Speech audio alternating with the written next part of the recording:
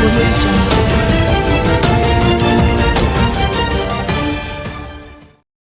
ગુજરાત ન્યૂઝમાં હું અસીમા પટેલ તમામ દર્શક મિત્રોનું હાર્દિક સ્વાગત કરું છું। કોંગ્રેસના ચાણક્ય અહેમદ પટેલની રાજકીય સન્માન રીતે દફનવિધિ કરાઈ, જેમાં રાહુલ ગાંધી તેમજ કોંગ્રેસના દિગ્ગજ નેતાઓ હાજર રહ્યા હતા।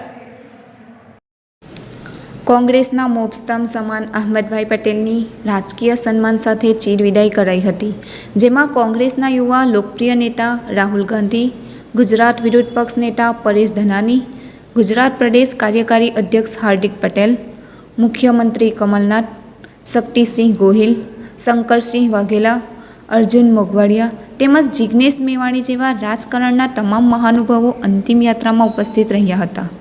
અંતિમ વિદાય તમામ કાર્યક્રમો સરકારશ્રીની કોવિડ-19ની ગાઈડલાઇન મુજબ કરવામાં આવ્યું હતું। કાયદો અને વ્યવસ્થાનું ચુસ્ત પાલન થઈ રહે એ માટે ડીઆઈજી સહિતના તમામ પોલીસકર્મીઓ ખડા પગે હાજર રહીને સેવા આપી હતી।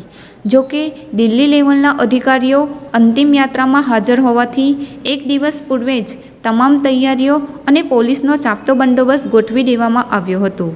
શ્રી અહેમદભાઈ પટેલ શાંત વ્યક્તિત્વ ધરાવતા હોવાની સાથે એક તેજસ્વી છબી ધરાવતા લોકપ્રિય નેતા હતા, જેના કારણે આજે એમની અંતિમ દફનવિધિના સમયે હજારો અને લાખોની સંખ્યામાં માનવ મહેરામણ ઉમટી પડ્યું હતું।